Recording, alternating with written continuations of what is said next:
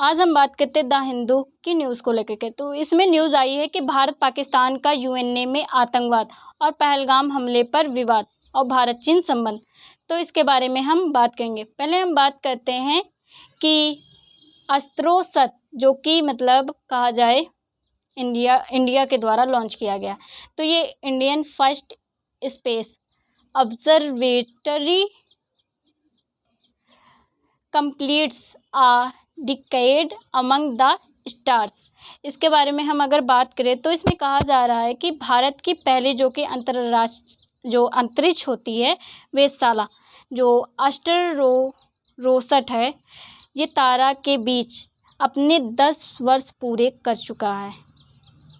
तो इसके बारे में हम पढ़ते तो खबर क्या है इसके बारे में अगर हम बात करें तो ये अस्त्रोसत जो कि भारत का पहला समर्पित अंतरिक्ष खगोल वेधशाला है जो एक्स रे ऑप्टिकल और यूवी ब्रैंड में खगोलीय स्रोत का एक साथ अध्ययन करने के लिए डिज़ाइन किया गया। यह भारत के अंतरिक्ष तकनीकी में एक मील का पत्थर है। इसे हम समझते हैं आसान भाषा में। तो इसमें क्या है कि जो भारत का कहा जाए पहला समर्पित अंतरिक्ष खगोलीय वेधशाला है उसके बारे में मतलब अस्त्रोसत जो कि ये पहला है मतलब खगोलीय वेधशाला अंतरिक्ष खगोलीय वेधशाला जो कि एक्सरे ऑप्टिकल और यूवी ब्रैंड मतलब खगोलीय स्रोत का अध्ययन किया गया और डिज़ाइन किया गया है जो कि भारत का अंतरिक्ष तकनीकी एक मील माना जा रहा है। अब एक्सरे क्या होता है तो ये एक तरंगदैर्घ्य होती है, ये 0.01 नैनोमीटर से 10 नैनोमीटर तक मतलब मानी जाती है। इसकी उत्पत्ति जो कि ब्लैक होल, न्यूट्रॉन, तारे, सुपरनोवा जैसी उच्च ऊर्जा मतलब अगर हम बात करें एक्सरे की बात तो ये उच्च ऊर्जा के बारे में इसमें बताया गया है कि ये उच्च ऊर्जा की जो घटनाएं होती हैं उससे मतलब है इसकी उत्पत्ति होती है। इसका उपयोग क्या होता है, ये ब्लैक होल, न्यूट्रॉन इन सब की खोज करता है। साथ ही साथ ऑप्टिकल की अगर हम बात करें तो इसमें क्या है कि ये 400 नैनोमीटर से 700 नैनोमीटर होता है। और इसकी विशेषता की बात करें तो ये मतलब वह प्रकाश होता है जिससे हमारी आंखें साफ देख पाती हैं। हम अगर कुछ भी साफ साफ देख पा रहे हैं तो ये ऑप्टिकल का ही मतलब कहा जाए तो प्रयोग होता है। हमारी आंखें साफ साफ इससे देख पाती हैं। इसका उपयोग की बात करें तो ये तारों का रंग और जो तापमान जानने के लिए किया जाता है। फिर यूवी ब्रैंड की बात करें तो ये क्या होता है कि मतलब एग्जाम्पल के तौर पर अगर हम बात करें तो आकाशगंगा में जो तारे हमें चमकते दिखाई पड़ते हैं ना, तो ये यूवी ब्रैंड के कारण ही चमकते हुए दिखाई पड़ते हैं। इसका उपयोग क्या होता है, ये नए तारे और जो युवा गैलेक्सी है इन सब की खोज करता है यूवी ब्रैंड। फिर आते हैं मिशन का अवलोकन, मिशन ओवरव्यूज़। लॉन्च की बात करें तो ये 28 सितंबर 2025 को PSLV C30XL रॉकेट से सतीश धवन अंतरिक्ष केंद्र श्रीहरिकोटा से लॉन्च किया गया था। जो अंतरिक्ष केंद्र के सतीश धवन है उनके द्वारा मतलब ये बनाया गया या कहा जाए तो मेन इसके हेड थे। और जो हरिकोटा है वहाँ से इसको लॉन्च किया गया। लिफ्ट ऑफ मास इसकी वजनाई की बात करें तो ये 1513 किलोग्राम पर है मतलब मान सकते हैं। कक्षा जो कि 650 किलोमीटर ऊंचाई और 6 इंक्लिनेशन। इसका मतलब क्या होता है कि ये किसी उपग्रह या ग्रह की कक्षा का झुकाव होता है। अगर जैसे बात करें पृथ्वी की भूमध्य रेखा के सापेक्ष कितनी डिग्री है उससे इंक्लिनेशन कह सकते हैं। अगर हम बात करें जो 6 इंक्लिनेशन तो ये क्या होता है, ये भूमध्य रेखा से सिर्फ 6 डिग्री झुका होता है। इसका मतलब ये होता है कि ज़्यादातर भूमध्य जो रेखा है उसे कवर कर रहा है। तो ये 6 डिग्री इंक्लिनेशन है। फिर हम बात करते हैं मिशन अवधि को लेकर के तो मूल रूप से 5 वर्ष हो चुके हैं मूल रूप से अगर देखा जाए, परंतु लेकिन वैसे अगर समय के हिसाब से देखा जाए तो 28 सितंबर 2025 को ये 10 वर्ष का पूरा हो चुका है। ये 28 सितंबर जो कि आई थी, यही अभी मतलब यह अभी सक्रिय है, ये अभी भी काम कर रहा है और मूल्यवान डेटा भी प्रदान कर रहा है। इसकी लागत की बात करें तो ये 177.85 करोड़ लगभग 20 मिलियन USD मतलब इतना है इसकी लागत है। महत्व की बात करें, यह भारत की स्वदेशी लॉन्च क्षमता है। भारत ने स्वयं इसको बनाया तो ये स्वदेशी लॉन्च क्षमता है। PSLV जो कि कहा जाए और बहुतरंगदैर्घ्य अवलोकन है। बहुतरंगदैर्घ्य क्या होता है कि बहुत सारी किरणें होती हैं, उनका अवलोकन करता है। जैसे सूर्य से आने वाली बहुत सारे गर्म तारों से आने वाली किरणें, इन सारी चीज़ों को बताता है। साथ ही साथ ये आत्मनिर्भरता को भी दिखाता है। फिर हम बात करते हैं इसरो की मिशनों की समय रेखा। जब मतलब इसरो का जो मिशन जो मतलब बनाते हैं उसकी समय रेखा की बात करें तो जो एस्ट्रोसेट है और मतलब के बाद में जितने भी सारे लॉन्च हुए उनके बारे में हम आज बात करते हैं। और चंद्रयान और मंगलयान जैसे मील के पत्थरों के बाद की प्रगति को दर्शाते। चंद्रयान जो गया था वो भी बहुत ही मतलब कहा जाए सफल हुआ, मंगलयान गया था वो भी सफल हुआ। तो इसके बाद में जो चीज़ें गई हैं उसके बारे में हम बात करते हैं। तो 2015 में गया था एस्ट्रोसेट जो कि भारत का पहला बहुतरंगदैर्घ्य अंतरिक्ष वेधशाला जो कि 28 सितंबर PSLV 30 के द्वारा मतलब ये लॉन्च हुआ था।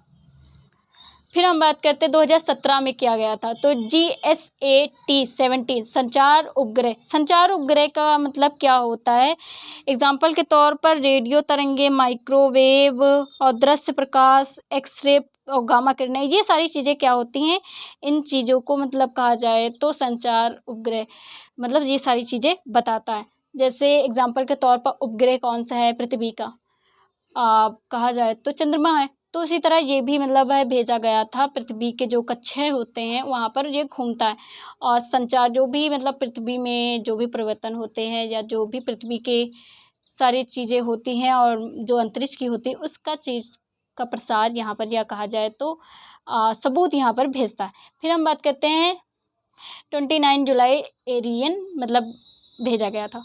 फिर IRNSS-1H ये नेविगेशन सैटेलाइट है और ये फ्लियोर 31 अगस्त PSLV-C-39 इसका नेविगेशन सैटेलाइट का मतलब क्या होता है। ये ऐसे उपग्रह होते हैं जो पृथ्वी पर किसी भी स्थान की सटीक स्थिति या गति या समय उसको बताने का काम करते हैं। इनको कहा जाए तो ये GPSC जैसी सेवाओं की रीढ़ होते हैं। फिर हम बात करते हैं 2018 में क्या लॉन्च किया गया, GSAT-20 इसमें हाई थ्रूपुट संचार सैटेलाइट जो कि 14 नवंबर GSLV-MKII इसका क्या मतलब होता है।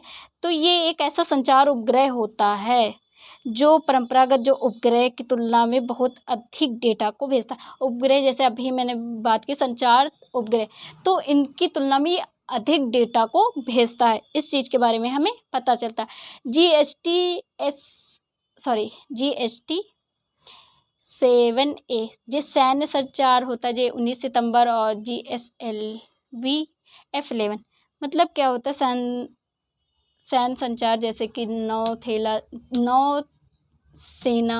जल सेना, थल सेना, ये सारी क्या होती हैं, सेनाएं होती हैं। तो इनका जो आपस में कनेक्ट बनाए रखने के लिए ये सैटेलाइट भेजा जाता है।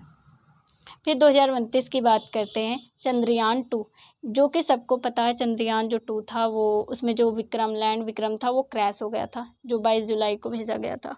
फिर बात हम करते हैं RISAT-2BR1 ये होता है रेडार इमेजिंग सैटेलाइट जो 11 सितंबर PSLV-C-48 के द्वारा भेजा गया। तो इसमें क्या होता है कि ये रेडार इमेजिंग सैटेलाइट, तो इसका मुख्य उद्देश्य ये होता है कि ये मौसम और जो कृषि की निगरानी होता है उसको बताता है, जंगल और वनों क्षेत्रों की निगरानी उसको बताता है, आपदा प्रबंधन जैसे बाढ़ हो गई, भूस्खलन हो गया, सूखा हो गया, सुरक्षा सीमा निगरानी, ये सारी चीज़ें ये बताता है। 2020 की बात करें तो इसमें भेजा गया था EOS-01 ये क्या होता है, ये अर्थ ऑब्जर्वेशन सैटेलाइट होता है जो 7 नवंबर PSLV-C-49 के द्वारा भेजा गया था। इसका मुख्य उद्देश्य ये होता है जैसे पृथ्वी की सतह है, जल, मौसम और वातावरण की निगरानी, प्राकृतिक संसाधनों का प्रबंध, ये सारी चीज़ें ये बताता है। और साथ ही साथ कहा जाए कृषि, वन, जल विज्ञान और भूगोल संबंधी जो भी अध्ययन होते हैं इस चीज़ के बारे में ये बताता है। फिर हम बात करते हैं CMS-01 संचार सैटेलाइट 17 दिसंबर PSLV C-15। इसमें क्या होता है, संचार सैटेलाइट, जैसे कि कोई भी अगर पृथ्वी पर कोई भी मतलब आपदा या कुछ भी आता है तो इसके बारे में जानकारी देता है। फिर हम बात करते हैं 2021 में क्या भेजा गया, तो ये एमाजोनिया जो कि ब्राज़ील के लिए सैटेलाइट बनाया गया था, जो 28 फरवरी PSLV C-51 भेजा गया था। GISAT जियो इमेजिंग सैटेलाइट फ्लियोर 12 अगस्त GSLV F-10। इसमें क्या है कि अगर हम बात करें, हाँ एक सेकेंड, हाँ इसके बारे में अगर हम बात करें तो इसमें क्या होता है, पृथ्वी की जो सतह होती है, भौगोलिक डेटा होता है, उच्च रिजोल्यूशन इमेजिंग होता है, ये सारी चीज़ें, मैपिंग है, शहरी ग्रामीण योजनाएं होगी, रक्षा और सीमा निगरानी, ये सारी चीज़ें इस सैटेलाइट के द्वारा देखी जाती हैं। 2022 की बात करें तो इसमें EOS-04 सिंथेटिक अपर्चर रेडॉक सैटेलाइट जो कि 14 फरवरी PSLV C-52 के द्वारा ये भेजा गया था। इसमें क्या हुआ कि इसका मतलब कार्य अगर या उद्देश्य की बात करें तो पृथ्वी की सतह का ये उच्च रिजोल्यूशन इमेजिंग करता है, साथ ही साथ मौसम या समय की स्थिति से प्रभावित जो डाटा होता है वो आ नहीं पाता। जैसे कि अगर कोई भी है सैटेलाइट, ये ही मान लो है सैटेलाइट, तो क्या होगा कि अगर मौसम संबंधी कोई भी प्रॉब्लम होगी तो जैसे ये जो सैटेलाइट है ये नहीं बता पाएगा अच्छे से, परंतु ये जो सैटेलाइट है सिंथेटिक अपर्चर रेडार सैटेलाइट तो ये डाटा दे देगा। साथ ही साथ चंद्रयान 3 जो सफल चंद्र लैंडिंग है जो 23 अगस्त LVM-3 जो कि मतलब माना जाता है, तो ये भी भेजा गया था। इसमें जो मतलब चंद्रयान था वो सफल हो गया था। फिर भेजा गया 2023 में आदित्य L1, ये सौर मिशन है। इसमें क्या होता है, तो सूर्य की जो सतह का अध्ययन करना होता है। सौर कोरोना का मतलब ये जो बीमारी वाला नहीं होता है, जो सूर्य की सतह होती है उसकी जो ऊपरी परत होती है, सबसे ऊंची परत, उसके बारे में हवा और डेटा को प्राप्त करना, और सौर चुंबकीय क्षेत्र, ये सारी चीज़ें, और सौर मंडल में जो भी गतिविधियाँ हो रही उन चीज़ों को ये बताता है। फिर हम बात करते हैं INSAT 3DS मौसम सैटेलाइट जो 17 फरवरी GSLV F-14 मौसम सैटेलाइट, जैसे मौसम से संबंधित कोई भी जानकारी हो उस चीज़ को बताता है। बाढ़ आने वाली, सूखा पड़ने वाला है, भूस्खलन होगा, ये होगा वो होगा, सब कुछ बताता है। फिर 2024 में आता है एक्सपोसैट, ये एक्सरे पोलरीमेट्री मिशन होता है। ये 1 जनवरी PSLV C-58 के द्वारा होता है।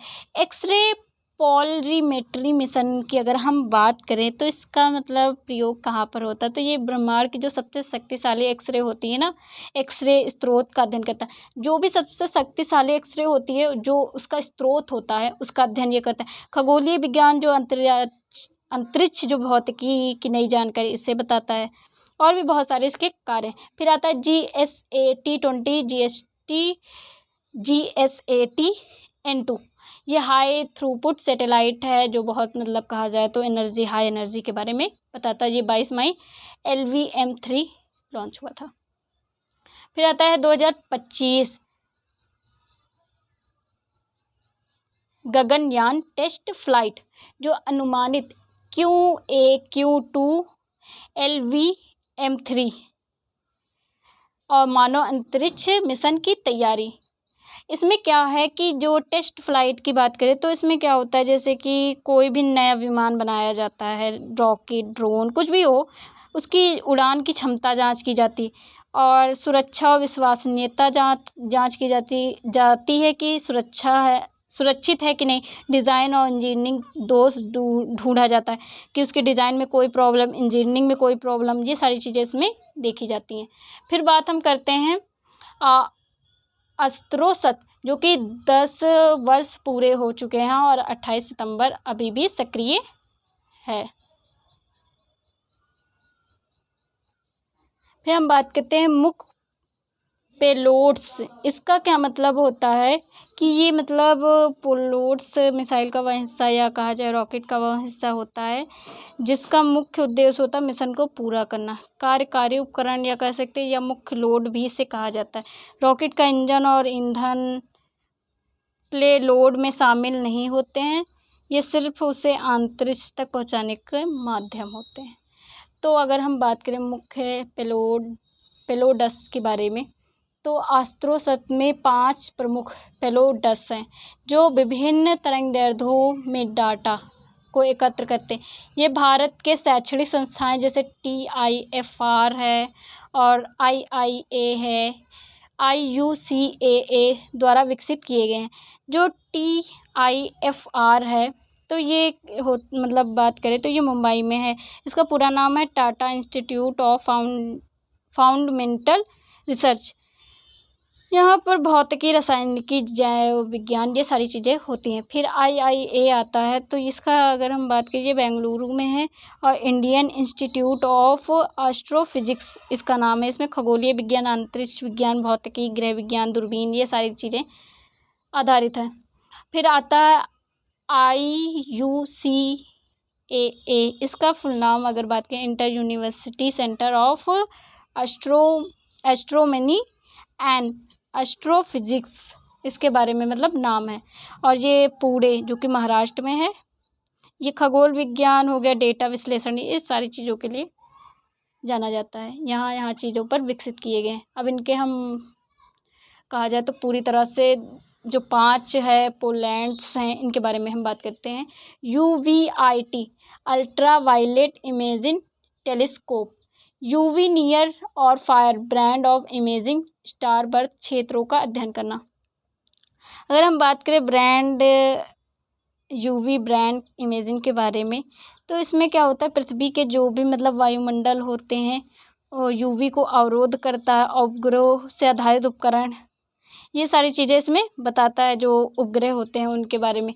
साथ ही साथ स्टार बर्थ जो कि बात करें तो इसका काम क्या होता है, ये जो हाइड्रोजन गैस और धूल के घनत्व होते हैं वहाँ पर ये मतलब उन सारी चीज़ों को बताता है। साथ ही साथ नए तारों, इन बादलों में जो नए तारों का जो जन्म होता है उनके बारे में भी ये बताता है। फिर अगर हम बात करें तो आता है SXT सॉफ्ट एक्सरे टेलीस्कोप। ये होता है सॉफ्ट एक्सरे टेलीस्कोप जो कि 3 से 8 इलेक्ट्रॉन वोल्ट में अवलोकन करता है। साथ ही साथ हम बात करें LAXPC जो है large area X-ray proportional counter. इसमें क्या होता है हाई एनर्जी एक्सरे और ये 3 से 18 इलेक्ट्रॉन वोल्ट में स्रोत का पता लगाना होता है इसका कार्य। फिर आते हैं CZTI, ये होता है कैडमियम जिंक टेलुरीड इमेजर। तो इसमें क्या होता है medium to high energy X-ray और गामा रे पोलराइजेशन। इसमें अगर हम बात करें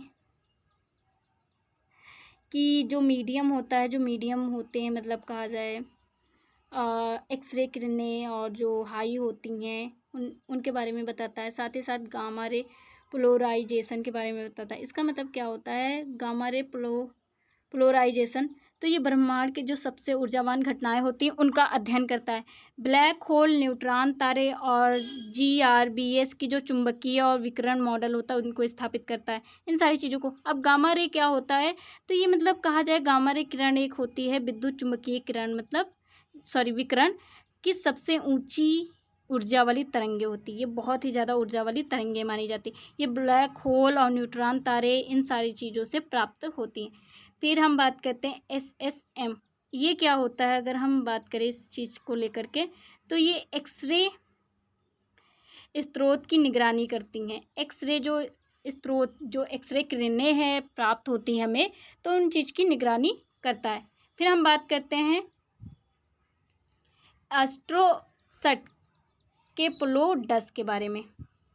तो अगर इसके बारे में हम बात करें तो इसके नाम के बारे में हम जानेंगे कि कौन कौन से नाम हैं। कार्य हैं। संस्था क्या है, जो अभी हमने पढ़ा था पेलोडस, जो कि मतलब है अंतरिक्ष तक को इसे पहुंचाने में कार्य करती है एस्ट्रोसैट को।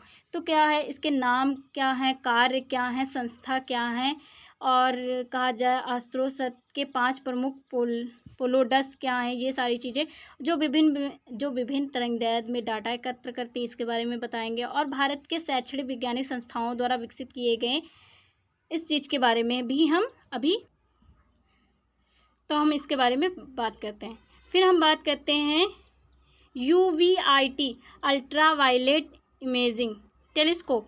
इसका कार्य क्या होता है, नियर यूवी, जो कि नज़दीक कहा जाए, जो नियर होते हैं नियर यूवी, और जो फॉर यूवी होते हैं उनके बैंड में उच्च रिजोल्यूशन इमेजिंग उसको बताता है। साथ ही साथ स्टार बर्थ क्षेत्र, गैलेक्सियों और तारों के विकास का भी अध्ययन बताता है।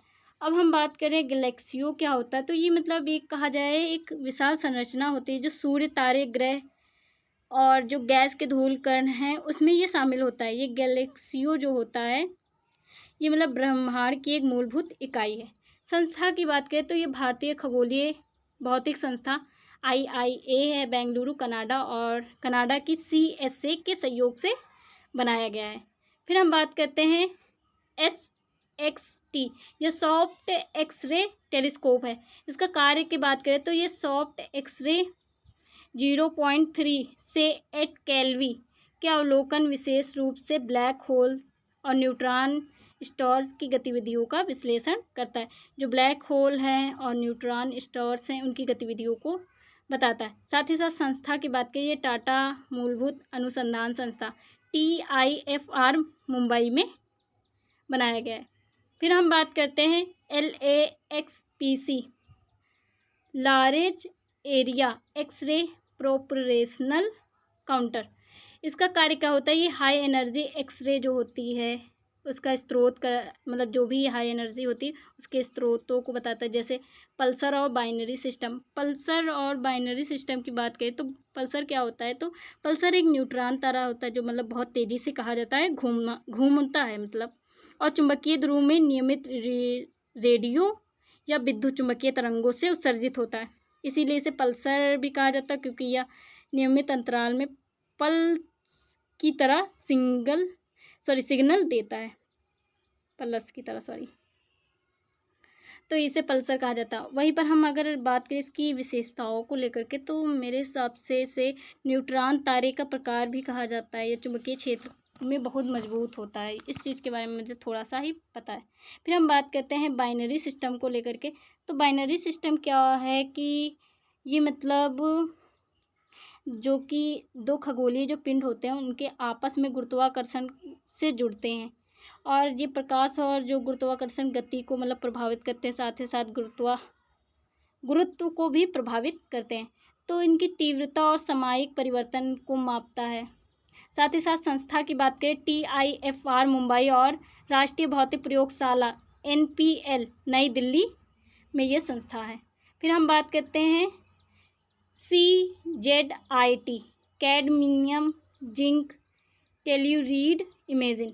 इसका कार्य क्या होता है, medium to high energy X-ray जो कि 20 से 200 इलेक्ट्रॉन वोल्ट होता है, और गामा रे पोलराइजेशन का मापन और गामा रे बर्स्ट ऑफ कॉमिक्स स्रोत का अध्ययन, इसके बारे में ये बताता है। कॉमिक्स स्रोत क्या होता है, तो ये मतलब अगर हम बात करें तो ब्रह्मांड से संबंधित होता है।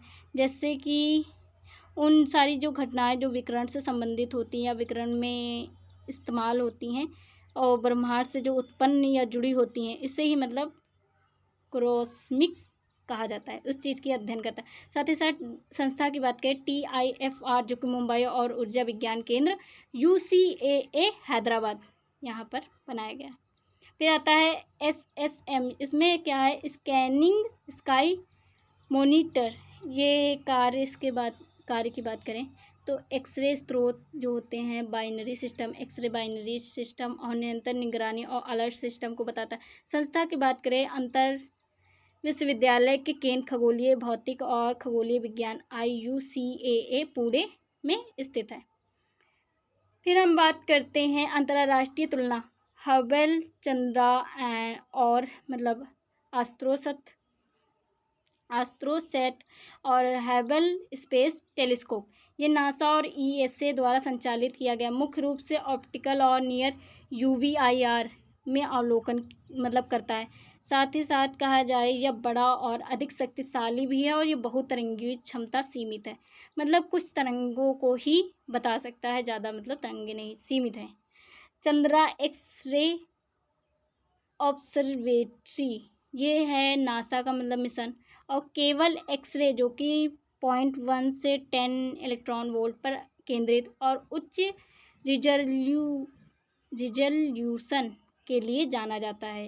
एस्ट्रोसैट का मतलब जो कि है ये छोटा है और ये 1513 किलोग्राम मतलब माना जाता है, लेकिन इसकी बहुत तरंगदैर्घ्य यूवी जो है सॉफ्ट एक्सरे हार्ड एक्सरे क्षमता हर्बल चंद्रा चंद्रा की तरह वैज्ञानिक डेटा देता है, परंतु लागत की बात करें 177.85 करोड़ और आकार में कम है और भारत की स्वदेशी तकनीक का प्रदर्शन भी करता है। फिर हम बात करते हैं प्रमुख उपलब्धियों के बारे में कि अचीवमेंट के बारे में बात करें इसके, तो खोज की बात करें तो 2017 में इसके प्रोएक्सिमा सेंचुरी जो बोलते हैं तो निकटतम तारे के बारे में बताया था। कॉर्नल एक्सप्लोसन का एक साथ अवलोकन भी किया था, साथ ही साथ एस्ट्रोसैट जो चंद्रा और हबल के साथ में इन निकटतम तारों को बताया था। फिर कर्ब प्लसर की एक्सरे पोलराइजेशन में परिवर्तन मापन नेचुरल एस्ट्रोनॉमी प्रकाशित इस चीज़ को बताया था। Black holes, neutron, binary system और मिल्की वे से बाहर के स्रोतों का भी अध्ययन किया था। फिर डेटा संग्रह की बात करें तो प्रतिदिन 420 गीगाबिट डेटा जो कि ISSDC बेंगलुरु में संग्रहित है। इतना डेटा जो कि कहा जाए बेंगलुरु में संग्रहित है।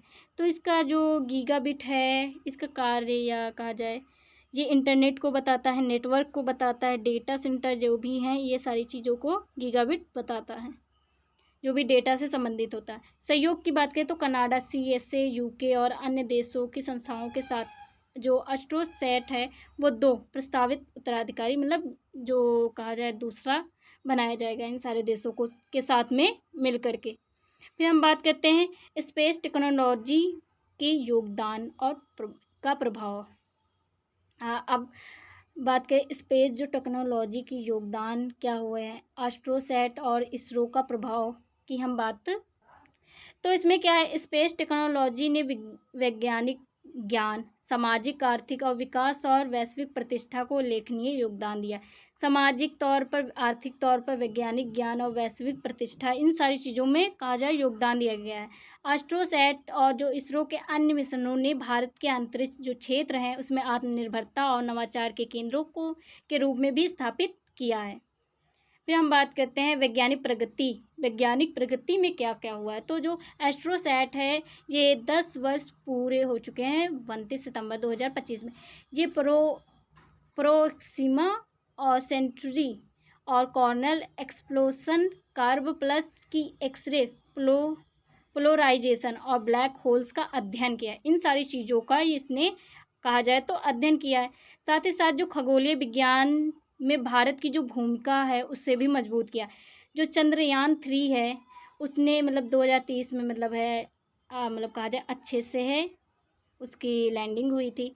और बात करें तो हम अगर बात करें तो चंद्रयान की जो सतह है, एक सेकेंड, हाँ, तो जो चांद की सतह का मानचित्र लिया और साथ ही साथ जो जल संसाधन की पुष्टि को भी इसने बताया। फिर आदित्य L1 है जो 2023 में सौर अध्ययन के अंतरिक्ष मौसम पूर्वानुमान में सुधार ला सका। मतलब ये जितने भी हैं ये वैज्ञानिक प्रगति के मतलब माने जाते हैं, जितने भी मिसाइल या रॉकेट हैं जो भी हैं ये सारी चीज़ें।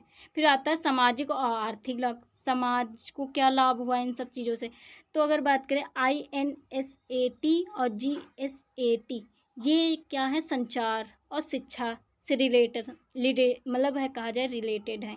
और RISAT ने आपदा प्रबंधन में मदद की है।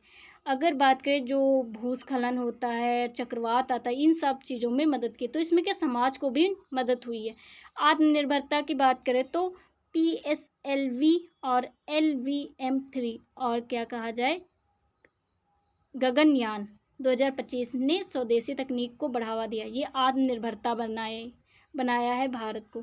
फिर वैश्विक प्रभाव की बात करें तो अस्त्रोसत जो कि अंतर्राष्ट्रीय सहयोग और जो चंद्रयान-3 है इसने भारत के सब सॉफ्ट पावर को बढ़ाया है।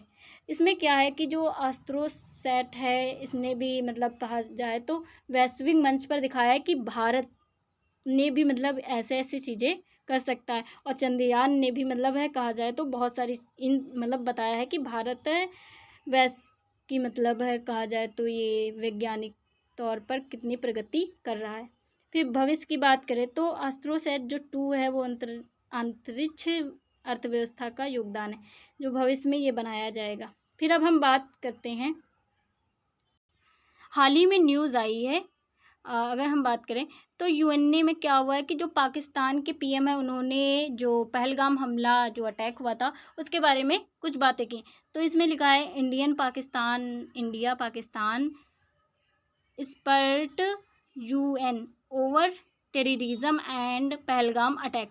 तो इसमें बात की गई है यूएनए में जो पाकिस्तान के पीएम है उन्होंने बताया है कि भारत और पाकिस्तान के बीच में पहलगाम हमला हुआ था तो उसमें क्या हुआ है कि पाकिस्तान ने भारत को हराया है, साथ ही साथ भारत के 7 प्लेन जेटों को भी गिराया। तो इस चीज़ पर बात हुई तो इस पर भारत ने भी प्रतिक्रिया की है और कहा जाए तो बहुत सारे विवाद भी हुए हैं। तो भारत पाकिस्तान का यूएनए पर आतंकवाद और पहलगाम हमले को लेकर के विवाद। तो घटना क्या है तो ये 29 सितंबर 2025 को यूएनए में भारत पाकिस्तान के बीच आतंकवाद और हाल ही में पहलगाम हमले पर तीखी नोकझोंक हुई है। यूएनए में क्या हुआ है कि ये मतलब पाकिस्तान के जो पीएम थे उन्होंने बहुत सारी बातें कही हैं। तो इसमें क्या हुआ है कि यूएनए के जो आतंकवाद या कहा जाए पहलगाम हमले में भारत और पाकिस्तान की नोकझोंक हुई है। भारत ने आतंकवाद के खिलाफ कड़ा रुख अपनाया है। एग्जाम्पल के तौर पर हम देख सकते हैं ऑपरेशन सिंदूर हम देख पा रहे हैं। तो इसमें ना भारत ने आतंकवाद के खिलाफ बहुत ही कड़ा रुख दिखाया। वहीं पर बात करें पाकिस्तान ने जवाबी आरोप लगाए कि भारत हार गया है। ये सारी चीज़ें यूएनए में बताई है और साथ ही साथ उसने अपने मीडिया में बहुत सारी जगहों पर भी बताया कि भारत हार गया है पाकिस्तान से। फिर हम बात करते हैं आगे तो भारत की विदेश नीति की बात करें तो भारत हमेशा सब देशों से अच्छे मतलब संबंध बनाता है, परंतु अगर बात करें आतंकवाद के खिलाफ उसकी सहनशीलता बिल्कुल भी नहीं शून्य रहेगी। मतलब अगर कोई भी आतंकवाद है या जो मतलब आतंकवाद के मतलब पक्ष में बोला जाए तो इसमें सहनशीलता बिल्कुल भी भारत नहीं दिखाएगा। साथ ही साथ आतंकवाद के खिलाफ शून्य सहनशीलता होगी। और पड़ोसी तनाव जैसे कि 29 सितंबर 2025 को यूएनए में कहा जाए पहलगाम जो हमला हुआ था इसमें पाकिस्तान के साथ मतलब टकराव भी हुआ है भारत का, परंतु जो भारत है उसने कहा है सबका साथ सबका विकास और नेबरहुड फास्ट नीति के साथ संतुलन बनाए रखने का प्रयास करेगा। भारत अगर आतंकवाद की बात करें तो इसके खिलाफ रहेगा, परंतु वो सबके साथ अच्छे से मतलब कहा जाए संबंध भी रखेगा, अच्छे से मतलब अब कहा जाए सबका विकास भी और सबके साथ भी रहेगा। तो इस चीज़ को भी बताया है। पड़ोसी जो तनाव बताया जाए, पड़ोसी कौन है सबसे ज़्यादा हमारा युद्ध होते हैं पाकिस्तान से। तो पहलगाम हमले जो कि 2025 में यूएनए जो विवाद हुआ है इसमें क्या हुआ है तो भारत जो पाकिस्तान है उनके मतलब जो संबंध है उनमें तनावपूर्ण या कहा जाए तनाव आ गया है। पहले से ही भारत और पाकिस्तान के बीच में तनाव होते थे, परंतु अब और भी ज़्यादा तनाव आ गए हैं। साथ ही साथ जो सीमा सुरक्षा और कूटनीति पर भी जोर दिया गया। क्षेत्रीय सुरक्षा की बात करें तो ये जो हमला हुआ था सीधी बात है जम्मू कश्मीर में हुआ था, सबको पता है। तो जम्मू कश्मीर में जो मतलब हमला हुआ था वहाँ पर सीमा तैनात की जाएगी, सैनिकों को वहाँ पर बढ़ाया जाए और जो कूटनीति दबाव बढ़ाने को मजबूर करेंगे। जो भारत और पाकिस्तान के बीच में थोड़ा बहुत व्यापार चलता है उसको भी समाप्त किया जाएगा। फिर आता है जम्मू कश्मीर मुद्दा जो कि पहलगाम हमले का प्रभाव उस पर क्या पड़ा। तो पहलगाम हमले की बात करें तो इसमें क्या हुआ है कि 22 अप्रैल 2025 को पहलगाम हमला हुआ था, वो भी अनंतनाग नाग ज़िले में हुआ था।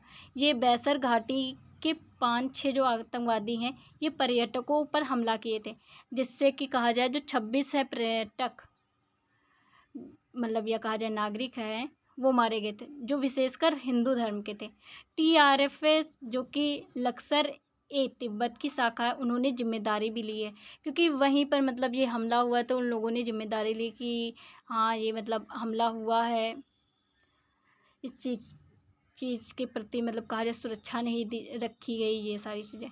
फिर क्षेत्रीय सुरक्षा पर प्रभाव की हम बात करें तो हमले में कहा जाए तो कश्मीर घाटी में विद्रोह भी बढ़ा है। जो वहाँ की सुरक्षा, जो कहा जाए क्षेत्रीय सुरक्षा है, उस पर भी प्रभाव हमें देखने को मिला है। तो हमले में जो कश्मीर की घाटी, वहाँ पर भी मतलब विद्रोह बढ़ा है। साथ ही साथ जो ऑपरेशन सिंदूर था, पहले तो महादेव नाम से था। 28 जुलाई 2025 में 3 पाकिस्तानी आतंकियों को मार गिराया था। फिर शुरू किया ऑपरेशन सिंदूर। फिर इसमें क्या हुआ, सीमा तनाव पर बढ़ा, एलओसी पर गोलीबारी की गई और साथ ही साथ 1500 प्लस लोगों को हिरासत में लिया गया। फिर कूटनीति प्रभाव में क्या हुआ कि भारत ने पाकिस्तान को दोषी ठहराया था और साथ ही साथ सीमा बंद करने के लिए, और ये भी कहा कि मतलब जो व्यापार है वो रोक दिया जाएगा। जो सिंधु जल संधि है उसे निलंबित करने की धमकी दी गई।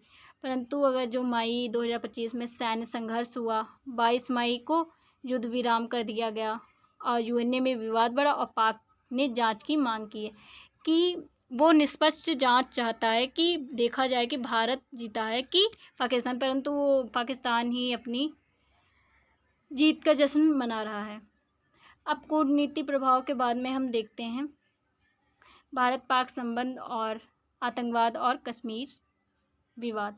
इसमें क्या है, वर्तमान की स्थिति की बात करें तो 29 सितंबर 2025 इसमें पहलगाम जहां पर हमला हुआ था, तो वहाँ पर तनाव भी, भारत और पाक तनाव भी बढ़ गया है। साथ ही साथ यूएनए में विवाद छिड़ा है, तो इससे और भी कहा जाए तनाव बढ़ गया है। आतंकवाद की बात की जाए तो TRFLET ने हमले की जिम्मेदारी ली है। ये एक मतलब कहा जाए ब्रांच है, तो इसने हमले की जानकारी ली है। ये भारत ने ऑपरेशन महादेव और जो सीमा कार्रवाई की है, आतंकवाद के खिलाफ ऑपरेशन महादेव और सीमा कार्रवाई भी कराई है।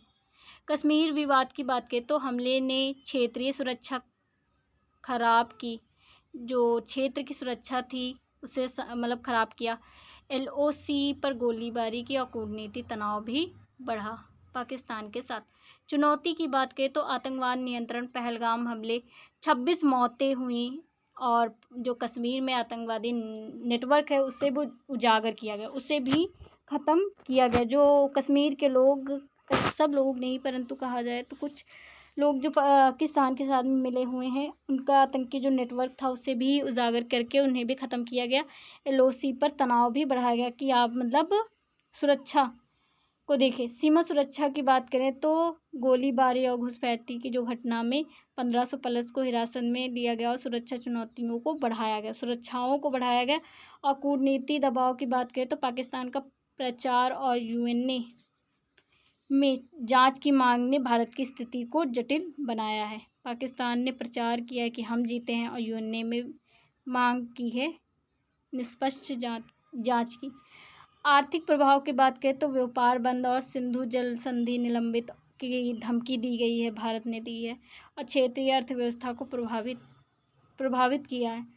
अगर हम बात करें तो हमारे जो कश्मीर के ज़्यादातर कहा जाए जो पाकिस्तान से एरियाज टच हैं, तो उसमें क्या है कि जो पर्यटक जाते हैं उन्हीं से उनका मतलब कहा जाए तो व्यापार, या कहा जाए तो उनका खर्चा चलता है, उनकी अर्थव्यवस्था मतलब या कहा जाए तो उनका आय होती है। तो इसमें क्या है कि अब ज़्यादा पर्यटक जाएंगे नहीं तो उनकी अर्थव्यवस्था, तो इसमें क्या होगा, अर्थव्यवस्था को भी प्रभावित होगी। साथ ही साथ आंतरिक अस्थिरता बनी रहेगी। कश्मीर में विद्रोह और जनता को भय बढ़ेगा, कश्मीर में विद्रोह होगा और जनता में भय बढ़ेगा। फिर समाधान की बात करें तो सैन्य कार्रवाई, सबसे ज़्यादा सैन्य कार्रवाई होनी चाहिए। आतंकी शिविरों को सर्जिकल स्ट्राइक, जो आतंकी शिविर हैं वहाँ पर सर्जिकल स्ट्राइक करवानी चाहिए। जो खुफिया नेटवर्क मजबूत करना चाहिए, जहाँ पर भी वो लोग छुपे हैं वहाँ पर जा कर के उन्हें ख़त्म करना चाहिए। कूटनीति की बात करें तो अंतर्राष्ट्रीय समुदाय जैसे कि रसिया हो गया, यूएसए, ये देश क्या है ना, ये मतलब वेपन मतलब इनके पास में बहुत ही अधिक होते हैं और ये बहुत ही ज़्यादा कहा जाए सक्षम देश है। तो इनका क्या है, इनका मतलब समर्थन ले भारत और पाक पर दबाव डाले कि वो आगे से ये चीज़ें ना करें। सीमा प्रबंध की बात करें तो तकनीकी ड्रोन, एआई और जवानों को तैनात बढ़ाया जाए। फिर आर्थिक रणनीति की बात करें, वैकल्पिक जल स्रोत और जो क्षेत्रीय व्यापार उससे भी बढ़ाया जाए।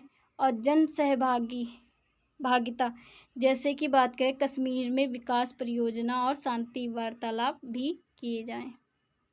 निष्कर्ष क्या निकलता है इससे? तो पहलगाम हमला और यूएनए विवाद में पाक और भारत जो संबंध है वो तनावपूर्ण हो चुके हैं।